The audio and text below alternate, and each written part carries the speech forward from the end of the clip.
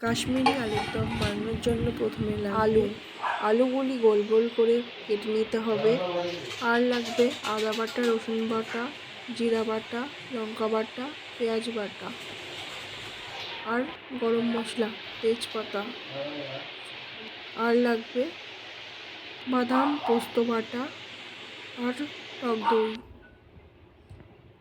কড়াইটা গরম হলে কড়াইয়ের মধ্যে পরিমাপ মতো তেল দিয়ে দিতে হবে।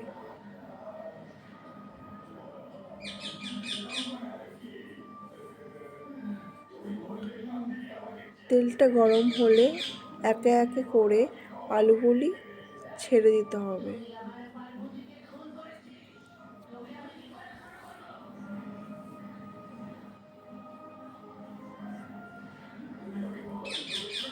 আলুটি একটু নাড়াচাড়া করে নিয়ে এর মধ্যে